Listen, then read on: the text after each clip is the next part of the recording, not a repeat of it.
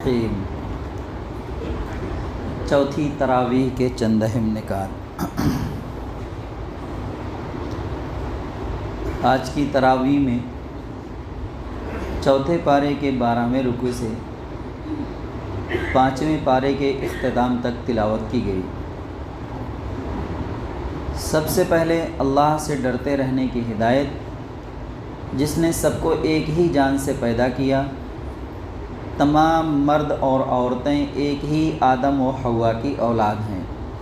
اسی وجہ سے خدا اور رحم یعنی خون کا رشتہ سب کے درمیان مشترک ہے۔ انہی دو بنیادوں پر اسلامی معاشرہ کی عمارت قائم ہے۔ یتیموں کے حقوق ادا کرنے کی تاکید کی۔ اس معاملہ میں کسی قسم کی ہیر پھیر اور رد و بدل کو سختی سے منع کیا گیا۔ اس موقع پر یتیموں کے حقوق کے تحفظ کے نقطہ نظر سے ان کی ماؤں سے نکاح کی اجازت دی۔ عربوں میں بیویوں کی تعداد پر کوئی پابندی نہیں تھی۔ اس موقع پر 4 تک تعداد کو محدود کر دیا گیا اور یہ شرط لگائی گئی کہ ان کے حقوق کی ادائیگی اور مہر میں کمی نہیں ہونی چاہیے۔ وراثت کی تقسیم کے ضابطے کی تفصیل بتائی تاکہ سب کے حقوق متعین ہو جائیں۔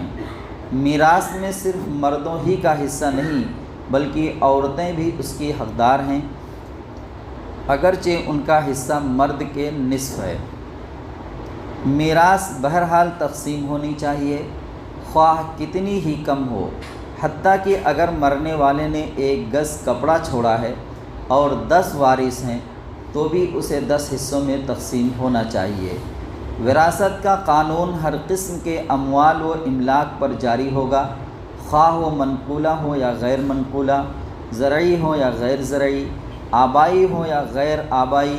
تمام املاک کو ورثہ میں شرعی طور پر تقسیم کرنا ضروری ہے۔ قریب تر رشتہ دار کی موجودگی میں بعید تر رشتہ دار میراث نہ پائے گا۔ وراثت میں ہر ایک کا حصہ متعین کرنے کے بعد بتایا گیا کہ یہ تقسیم اللہ تعالیٰ کے کامل علم کی بنیاد پر ہے۔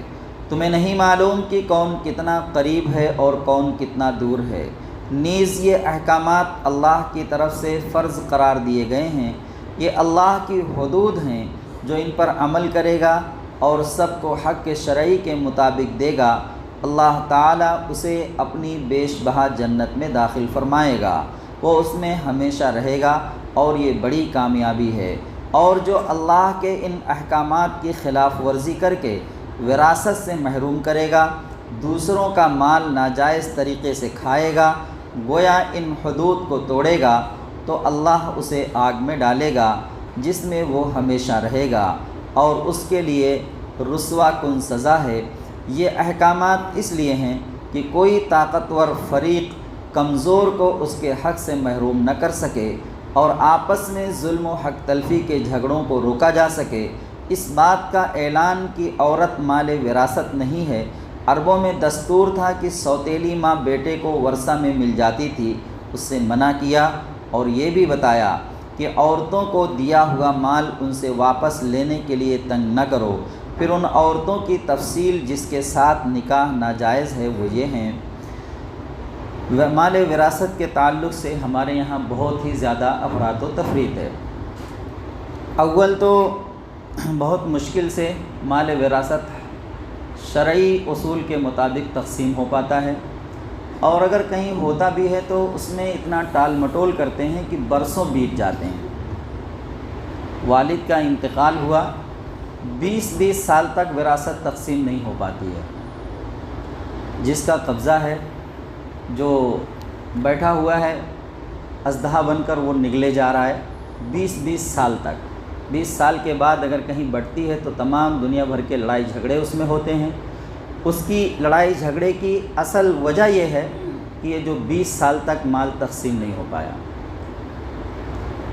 ہوتا یہ ہے کہ پوتے ہو جاتے ہیں اور ان کے باپ کو، یعنی جو اصل وارث ہیں، ان کو ہی نہیں پتہ ہوتا کہ ہمارا حق کیا ہے، کتنا ہے، کہاں ہے۔ یعنی دادا کا انتقال ہوا، پھر مال تو پھوپھیوں میں اور بیٹوں میں، جیسے میں اگر پوتا ہوں تو میرے دادا کا انتقال ہوا تو اب مال میرے والد اور پھوپھیوں میں تقسیم ہو جانا چاہیے، لیکن نوبت کہاں تک پہنچائی ہے کہ پوتا بھی جوان ہو گیا اور ابھی تک وراثت کا مال تقسیم نہیں ہو پایا ہے۔ تو اس میں اس قدر لڑائی جھگڑے ہوتے ہیں۔ ہمارے بالکل ایک دم قریب کا معاملہ ہے، ہمارے خاندان کے ہی رہنے والے ہیں، 3 بھائی تھے وہ لوگ، اور والد کا انتقال ہوئے کم سے کم 30 سال ہو گئے۔ اب وہ 2 بھائیوں کا بھی انتقال ہو گیا، یعنی والد کا انتقال ہوا، پھر 2 بیٹوں کا انتقال ہوا، اب پوتے ہیں اور ایک چچا بچا ہوا ہے۔ اب مال تقسیم کرنے کی نوبت ہے، اب پوتے آ کر کھڑے ہیں، اب وہ مسئلہ ہی نہیں حل ہو پا رہا ہے۔ اس میں ایک بھائی تھے وہ بہت کمزور تھے، اور دوسرے بھائیوں نے ان سے کہا بھی تھا کہ میں جو ہے ہمارے جو گھر کی جائیداد ہے وہ ہمارے بھائی کے بیٹوں کو دے دوں گا۔ اب بھائی کے تئیں ایک جذبہ تھا ہمدردی کا، اب وہ نیچے بیٹوں میں تھوڑی رہ جائے گا، وہ چیز ختم ہو گئی۔ آج وہ بانٹنا چاہ رہے ہیں تو کچھ مسئلہ ہی نہیں حل ہو پا رہا ہے ان لوگ کا۔ تو جتنا جلدی ممکن ہو سکے وراثت کے مال کو تقسیم کر لینا چاہیے، اپنا نشان اپنی حد بندی کر لو، اس کے بعد جس سے آپ کو ہمدردی ہو یا جو ضرورت مند ہو اس کو دے دو۔ بھائی جب تک آپ کمزور ہیں تب تک اس سے آپ فائدہ اٹھائیں۔ بہت سارے لوگ ایسے ہیں جن کی جائیدادیں گاؤں میں پڑی ہوئی ہیں اور یہاں شہر میں رہ رہے ہیں، کما رہے ہیں، کھا رہے ہیں، کوئی فرق نہیں پڑ رہا ہے ان کو، لیکن جب 20 سال کے بعد اسی بھائی کے پاس جا کر کھڑے ہوتے ہیں جو بھائی آپ کے کھیت باڑی گھر کھلیان سے فائدہ اٹھا رہا تھا، اس سے جب جا کر کہتے ہیں کہ بھائی اب میرا مجھے دے دو، اب میرے مرنے کا وقت آ گیا ہے، بچے میرے جوان ہو گئے ہیں، تو اب اس بھائی کو تکلیف ہو رہی ہے۔ 20 سال چونکہ اب مالی فائدہ اٹھا رہا ہے اس سے وہ، اور دین کی کوئی سمجھ نہیں ہے، دین کی سمجھ بھی نہیں ہے، تو اب 20 سال جو فائدہ اٹھایا ہوا ہے یکایک اس سے وہ محروم ہو رہا ہے، محروم ہوتا ہوا نظر آ رہا ہے اس کو کہ اب اس سے ہم فائدہ نہیں اٹھا پائیں گے، تو اس کو تکلیف ہو رہی ہے دینے میں۔ اگر اسی وقت آپ نے اپنا بٹوارا کر کے اپنی نشاندہی کر لی ہوتی، اس کے بعد دے دیتے کہ بھائی لیجئے، میں تو شہر میں رہتا ہوں، آپ ہیں یہاں پر، دیکھ بھال بھی کرتے رہیے اور اس سے فائدہ بھی اٹھاتے رہیے، جب ہم کو ضرورت محسوس ہوگی ہم آ کر لے لیں گے۔ اتنی تکلیف اب نہیں ہوگی، کیونکہ ان کو بھی پتہ ہے یہ ہمارے بھائی کا ہے۔ حد بندی نہ ہونے کی وجہ سے، نشاندہی نہ ہونے کی وجہ سے، مال تقسیم نہ ہونے کی وجہ سے وہ سمجھتا ہے سب میرا ہی ہے۔ تو مال کو تقسیم کرنے میں، وراثت کو تقسیم کرنے میں دیر نہ کریں۔ جتنا دیر کرتے جائیں گے مسائل اتنے ہی زیادہ الجھتے چلے جائیں گے۔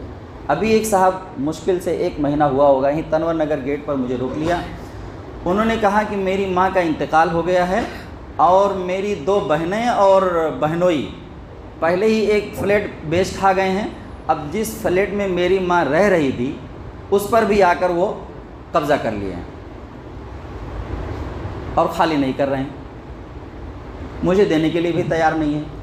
بہنوئی بولتا ہے کہ میں کیس کر دوں گا، یہ کر دوں گا، وہ کر دوں گا، تم کو اندر کرا دوں گا، تم یہاں سے جاؤ، تمہارا کچھ بھی نہیں ہے۔ تو یہ سب جھگڑے ہیں، کتنے دن فائدہ اٹھائیں گے؟ ہو سکتا ہے آج ہی وہ جائیداد ہڑپ کرنے کے بعد شام کو آپ کا وقت آ جائے، پتہ ہے کسی کو؟ قبر میں لے جا کر کیا کریں گے اس کو؟ جانے والا ہے ساتھ میں آپ کے وہ قبر میں، ادھر آنکھ بند ہوئی سب کچھ یہیں دھرا کا دھرا رہ گیا۔ تو اللہ تبارک تعالیٰ نے حدود متعین کی ہیں اور سب کے حقوق متعین کیے ہوئے ہیں، ان حقوق کے مطابق جب بھی ایسا کوئی مسئلہ آئے اپنی ساری جائیداد کو لے کر کسی اپنے قریب ترین عالم کے پاس چلے جائیں کہ یہ ہمارا مسئلہ ہے، اس کو شریعت کے مطابق ہمیں تقسیم کر کے دے دیجئے، بتا دیجئے کہ اس میں ہمارا کتنا حق ہے، کتنا ہمیں ملنا چاہیے، کتنا ہمیں بہنوں کو دینا چاہیے۔ آسانی سے مسئلہ حل ہو جائے گا اگر بروقت یہ کام کر لیا گیا تو، ورنہ جتنی دیر کرتے جائیں گے اتنا مسئلہ الجھتا چلا جائے گا۔ پھر ان عورتوں کی تفصیل جن کے ساتھ نکاح ناجائز ہے وہ یہ ہیں: مائیں، نانی، دادی، خواہ سگی ہو یا سوتیلی، بیٹیاں، پوتی، پڑپوتی، نواسی، سگی، سوتیلی، بہنیں خواہ سگی ہو، ماں شریک بہن ہو یا باپ شریک بہن، تینوں اس حکم میں یکساں ہیں۔ پھوپھیاں، خالائیں، بھتیجیاں، بھانجیاں، سگے ہوں یا سوتیلے، رضائی مائیں جن ماؤں کا دودھ پیا ہو، دودھ شریک بہن۔ اس امر پر امت میں اتفاق ہے کہ ایک لڑکے یا لڑکی نے جس عورت کا دودھ پیا ہو اس کے لیے وہ عورت ماں کے حکم میں ہے اور اس کا شوہر باپ کے حکم میں ہے، اور وہ تمام رشتے جو حقیقی ماں اور باپ کے تعلق سے حرام ہوتے ہیں رضائی ماں باپ کے تعلق سے بھی حرام ہو جاتے ہیں۔ نبی کریم صلی اللہ علیہ وآلہ وسلم کا ارشاد ہے کہ دودھ پینے سے وہ تمام رشتے حرام ہو جاتے ہیں جو حقیقی رشتوں میں حرام ہیں۔ ساس بھی حرام ہے، سوتیلی بیٹی جس کی ماں کے ساتھ خلوت ہوئی ہو، اگر خلوت نہ ہوئی ہو تو وہ حرام نہیں۔ سگی بہویں، پوتے اور نواسوں کی بیویاں حرام ہیں، البتہ لے پالک بیٹی کی بیوی جب مطلقہ ہو یا بیوہ ہو تو حرام نہیں۔ دو سگی بہنوں کا ایک وقت میں ایک شخص کے نکاح میں جمع کرنا بھی حرام ہے۔ بیک وقت بیوی اور اس کی خالہ، پھوپھی، بھتیجی، بھانجی کو ایک ساتھ نکاح میں جمع کرنا حرام ہے۔ اس بارے میں وصول یہ ہے کہ ایسی دو عورتوں کو ایک شخص کے نکاح میں جمع کرنا حرام ہے جن میں سے کوئی ایک اگر مرد ہوتی تو اس کا نکاح دوسرے سے حرام ہوتا۔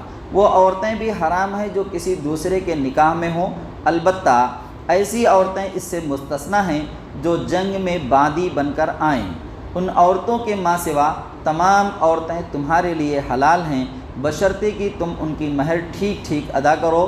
نکاح کا مقصد عصمت و عزت کی حفاظت ہو، نہ کہ محض شہوت رانی۔ نکاح کی شرائط کا بیان اس لیے ہے تاکہ معاشرہ بدکاری، بے حیائی اور ظلم و زیادتی سے پاک رہے۔ یہ بھی واضح کیا کہ اصلاح و ہدایت اور معاشرہ کے استحکام و پاکیزگی کے ان احکامات میں اللہ نے وہ سہولت بھی ملحوظ رکھی ہے جو لوگوں کی طبعی کمزوری کے پیش نظر ضروری تھی۔ اس لیے خبردار، نفس پرستوں کے بہکانے میں نہ آ جانا۔ وہ تمہیں پاکیزگی کے راستے سے ہٹا کر نفس پرستی کے اندھیروں میں بھٹکا دینا چاہتے ہیں۔ مسلمانوں کو ایک دوسرے کا مال ناجائز طریقوں سے کھانے اور ایک دوسرے کا خون بہانے کی ممانعت کی، اور بتایا کہ اللہ خود رحیم ہے، اس لیے چاہتا ہے کہ اس کے بندے بھی آپس میں ایک دوسرے کے لیے رحیم ہوں۔ جو لوگ معاشرہ میں ظلم و زیادتی کا بیج بوئیں گے وہ سب جہنم میں جھونک دیے جائیں گے۔ البتہ جو لوگ بڑے گناہوں سے، جنہیں عام زبان میں گناہ کبیرہ کہتے ہیں، بچتے رہیں گے، ان کے چھوٹے گناہوں سے اللہ درگزر فرمائے گا۔ فرمایا، شریعت میں عورت اور مرد دونوں کے لیے جو حدود اور حقوق متعین کر دیے گئے ہیں سب کو ان کے اندر رہنا چاہیے۔ ہر ایک اپنی اپنی حد کے اندر کی ہوئی ہر محنت کا اجر اللہ کے یہاں پائے گا۔ خاندان اور معاشرے میں سربراہی اور قوامیت کا مقام مرد کو دیا گیا، کیونکہ اپنی پیدائشی صفات اور خاندان کی کفالت کا ذمہ دار ہونے کی وجہ سے وہی اس کے لیے موزوں ہے۔ نیک بیویاں اس کا احترام کریں، اور جن عورتوں سے سرکشی کا اندیشہ ہو تو ان کے شوہر انہیں نصیحت کریں۔ اگر ضرورت محسوس ہو تو مناسب تنبیہ بھی کی جا سکتی ہے، اور اختلافات بہت بڑھ جائیں تو ایسی صورت میں شوہر اور بیوی دونوں کے خاندانوں میں سے ایک ایک پنچ مقرر کیا جائے جو حالات کی اصلاح کی کوشش کریں۔ اللہ نے والدین، اقربا، یتامہ، مساکین، پڑوسی، رشتہ دار ہوں یا نہ ہوں، یا عارضی اور وقتی، مسافر اور ماتحت، سب کے حقوق پہچاننے اور ادا کرنے کی تاکید کی۔ اللہ کو وہی بندے پسند ہیں جو متواضع اور نرم مزاج ہوں۔ وہ ان لوگوں کو پسند نہیں کرتا جو اکڑنے والے، کنجوس اور کنجوسی کا مشورہ دینے والے ہوں۔ اس طرح وہ بھی پسند نہیں جو اللہ کی خوشنودی کے بجائے لوگوں کو دکھانے اور نام آوری کے لیے خرچ کریں۔ یاد رکھو، لوگوں کے حقوق ادا کرنے اور اللہ کی راہ میں خرچ کرنے والے کبھی گھاٹے میں رہنے والے نہیں ہیں، ان کے لیے اللہ کے ہاں بڑا اجر ہے۔ ان لوگوں کے لیے بڑے افسوس کا اظہار کیا جو آخرت سے بالکل بے پرواہ ہو کر اس کے رسول صلی اللہ علیہ وآلہ وسلم کی نافرمانی پر اڑے ہوئے تھے، ایمان اور عمل صالح کی راہ نہ خود اختیار کرتے تھے اور نہ دوسروں کو اختیار کرنے دینا چاہتے تھے۔ پھر تنبیہ کی کہ اس آخری رسول صلی اللہ علیہ وآلہ وسلم کے ذریعے تبلیغ کا حق ادا ہو چکا ہے۔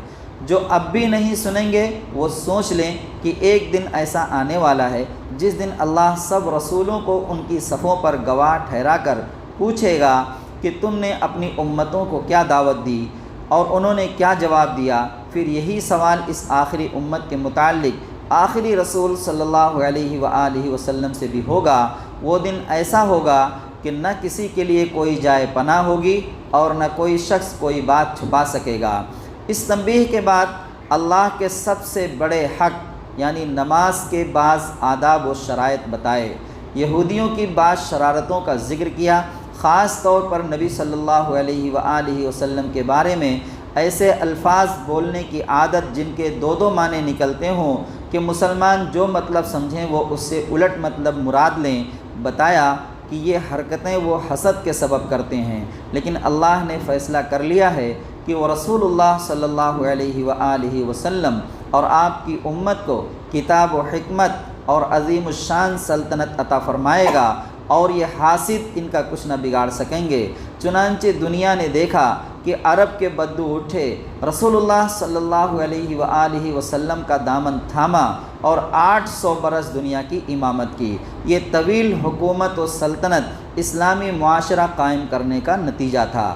مسلمانوں کو نصیحت کی کہ جب یہ امانت یہود سے لے کر تمہیں دی جا رہی ہے تو تم ان کی طرح امانت میں خیانت نہ کرنا، بلکہ اس کا حق ٹھیک ٹھیک ادا کرنا اور ہر حال میں عدل پر قائم رہنا۔ اللہ اور اس کے رسول صلی اللہ علیہ وآلہ وسلم اور جو تم میں سے حکمراں ہوں ان کی اطاعت کرتے رہنا، اور اگر تم میں اور حکمرانوں میں اختلاف ہو جائے تو اللہ اور رسول کی طرف معاملے کو لوٹانا تاکہ جھگڑے کا صحیح فیصلہ ہو سکے اور تمہارا شیرازہ نہ بکھرے۔ منافقوں کو ملامت کی کہ وہ رسول اللہ صلی اللہ علیہ وآلہ وسلم کی اطاعت پر جمع ہونے کے بجائے اسلام اور مسلمانوں کے دشمنوں سے میل جول رکھتے ہیں اور اس کو اپنی عقل مندی سمجھتے ہیں، حالانکہ اس وقت تک ایمان معتبر ہی نہیں جب تک وہ پورے طور پر اپنے کو نبی صلی اللہ علیہ وآلہ وسلم کے حوالے نہ کر دیں اور ہر معاملہ میں ان کی اطاعت کرنے لگیں۔ مسلمانوں کو اپنی مدافعت اور دارالکفر میں گھرے ہوئے مظلوم مسلمانوں کی آزادی کے لیے جہاد کی تاکید کی۔ مسلمانوں کو اپنی مدافعت یعنی اپنی حفاظت کی ذمہ داری ہم پر خود ہے، اس کے لیے جو بھی ممکن ہو سکے ہمیں تیاری رکھنی چاہیے اپنی حفاظت کے لیے، اور دارالکفر میں گھرے ہوئے مظلوم مسلمانوں کی آزادی کے لیے جہاد کی تاکید کی اور ان کو ملامت کی جو جہاد سے جی چراتے ہیں، مسلمانوں کی ہمتیں پست کرتے ہیں اور جہاد کے فائدوں میں تو حصہ دار بنتے ہیں مگر کوئی خطرہ مول لینے کو تیار نہیں ہیں۔ منافقوں کی اس حالت پر بھی ملامت کی کہ جب جہاد کا حکم نہیں تھا تو بڑھ چڑھ کر جہاد کا مطالبہ کرتے تھے، مگر جب حکم آ گیا تو اسلام کے دشمنوں سے ایسا ڈرتے ہیں جیسے اللہ سے ڈرنا چاہیے، حالانکہ موت سے کوئی بھی نہیں بچ سکتا۔ اسی طرح اس بات کو بھی ناپسند کیا کہ فائدہ پہنچ جائے تو اسے اللہ کا کرم قرار دیا جائے، مگر نقصان پہنچ جائے تو اسے رسول اللہ صلی اللہ علیہ وآلہ وسلم اور مومنوں کی بے تدبیری قرار دیا جائے۔ یہ منافقین مدینہ میں کیا کرتے تھے، خاص طور سے جنگ احد کے موقع پر جب آخر میں مسلمانوں کو شکست ہوئی تو منافقین کو ایک موقع مل گیا۔ اول تو عبداللہ ابن ابی جو منافقوں کا سردار تھا وہ اپنے 300 ساتھیوں کو لے کر میدان جنگ سے پہلے ہی واپس آ گیا تھا، اور حضور نبی کریم صلی اللہ علیہ وآلہ وسلم کی ایک نصیحت پر اخیر وقت میں عمل نہ کر سکنے کی وجہ سے ادھر سے حملہ ہوا اور جو مسلمانوں کی فتح تھی وہ شکست میں تبدیل ہو گئی، 70 مسلمان شہید ہو گئے۔ تو یہ پورا کا پورا جو ہے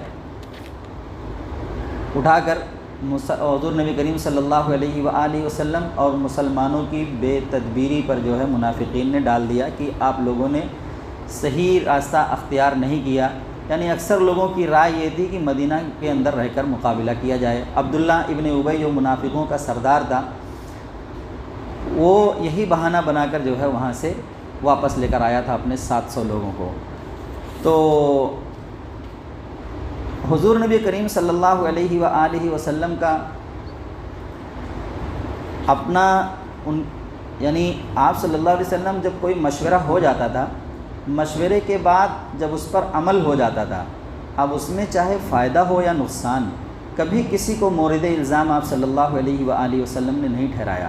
خاص طور سے جنگ احد کے موقع پر ہی 70 مسلمان شہید ہو گئے، لیکن اللہ کے رسول صلی اللہ علیہ وآلہ وسلم کی چاہت یہ تھی کہ مدینہ میں رہ کر مقابلہ کیا جائے، لیکن جب مشورے میں یہ بات طے ہو گئی کہ نہیں مدینہ سے باہر نکل کر مقابلہ کیا جائے، اب 70 لوگوں کے شہید ہونے کے بعد سیرت کی کتاب میں کہیں ایک جملہ یہ نہیں ملتا کہ آپ صلی اللہ علیہ وسلم کی زبان سے یہ بات نکلی ہو کہ میرا ارادہ تو مدینہ میں رہ کر مقابلہ کرنے کا تھا، چونکہ تم لوگوں کی رائے آئی کہ مدینہ سے باہر نکل کر مقابلہ کیا جائے، اس کا خمیازہ یہ بھگتنا پڑا کہ ہمارے 70 لوگ شہید ہو گئے۔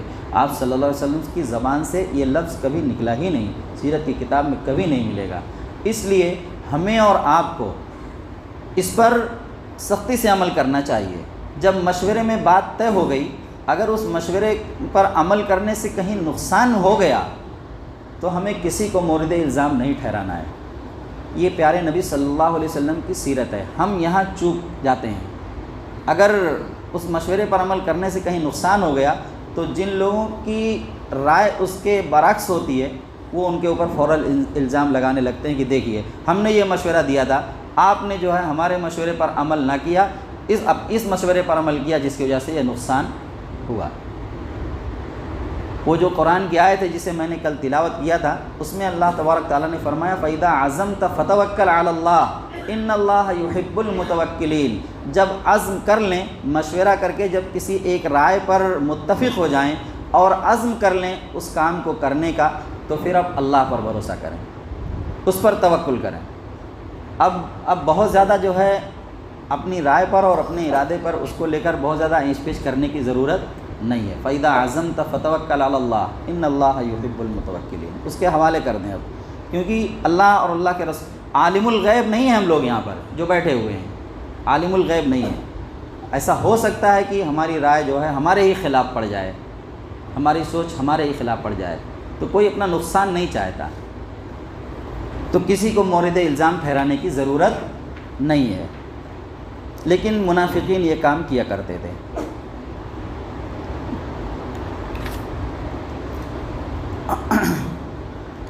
اسی طرح اس بات کو بھی ناپسند کیا گیا کہ فائدہ پہنچ جائے تو اسے اللہ کا کرم قرار دیا جائے، مگر نقصان پہنچ جائے تو اسے رسول اللہ صلی اللہ علیہ وآلہ وسلم اور مومنوں کی بے تدبیری قرار دیا جائے۔ حالانکہ خیر و شر سب اللہ کی طرف سے ہے، ہاں شر کا بڑا حصہ اہل نفاق کے اعمال کا نتیجہ ہوتا ہے۔ آخر میں نبی اکرم صلی اللہ علیہ وآلہ وسلم کو تسلی دی کہ جو تمہاری اطاعت کرنے والے ہیں وہی اللہ کی اطاعت کرنے والے قرار پائیں گے، اور جو تمہاری اطاعت سے گریز کریں ان کا معاملہ اللہ کے حوالے کر دو، تم پر ان کی ذمہ داری نہیں۔ اس موقع پر منافقین کی اس شرارت کا بھی ذکر کیا کہ اگر ان کو خطرہ کی کوئی خبر پہنچتی ہے تو سنسنی پیدا کرنے کے لیے اس کو فوراً پھیلا دیتے ہیں، حالانکہ صحیح طریقہ یہ ہے کہ اس کو رسول اللہ صلی اللہ علیہ وآلہ وسلم یا ذمہ دار لوگوں تک پہنچایا جائے تاکہ وہ غور و فکر کر کے اس کے تدارک کا سامان کر سکیں۔ منافق یہ بھی اس تعلق سے بھی ہمیں بہت محتاط رہنے کی ضرورت ہے۔ جو قرآن ہدایت کر رہا ہے اس پر عمل کرنا ضروری ہے، ورنہ جو ہے ہم اپنی زندگی میں کبھی بہت بڑا نقصان اٹھا سکتے ہیں اس کی وجہ سے۔ منافقین کی ان ساری حرکتوں کے باوجود مسلمانوں کو ہدایت دی کہ معاشرہ کے اندر ان کو نکو بنانے کی کوشش نہ کی جائے، بلکہ ان کے ساتھ عام مسلمانوں کا صحیح سلوک کیا جائے، یعنی کلام و سلام جاری رکھا جائے تاکہ ان کے لیے اپنی غلطیوں کی اصلاح کا موقع باقی رہے۔ جہاد کے لیے ہر وقت تیار رہنے کا حکم دیا گیا اور خطرہ کی حالت میں نماز پڑھنے کا طریقہ بتایا گیا۔ ان مسلمانوں کو تنبیہ کی گئی جو کھلے ہوئے منافقین کے معاملہ میں بھی مدانہت برتتے تھے، یہاں تک کہ بعض اوقات منافقین کی حمایت کرنے لگ جاتے تھے۔ فرمایا پیغمبر علیہ الصلاۃ والسلام اور اسلام کے خلاف منافقین کی سرگوشیاں اور سرگرمیاں اور اسلام کی راہ چھوڑ کر دوسری راہ اختیار کرنا کوئی معمولی جرم نہیں ہے، یہ چیز اپنی فطرت کے لحاظ سے شرک ہے، اور شرک اللہ تعالیٰ کبھی معاف نہیں فرمائے گا۔ اللہ کے ہاں جھوٹی آرزوئیں کام آنے والی نہیں، بلکہ ایمان اور عمل صالح کام آنے والا ہے۔ آخر میں سختی سے آگاہ کیا کہ منافقت اتنا بڑا جرم ہے کہ منافقین اور کفار دونوں کا ٹھکانہ جہنم ہے۔ چوتھی تراویح کا بیان ختم ہوا۔ اللہ تعالی ہم سب کو قرآن پڑھنے، اس کو سمجھنے اور اس پر عمل کرنے کی توفیق عطا فرمائے۔ ربنا تقبل منا انک انت السمیع العلیم وتب علینا انک انت التواب الرحیم۔ صلی اللہ تعالی علی خیر خلقہ محمد وعلی آلہ واصحابہ اجمعین برحمتک یا ارحم الراحمین۔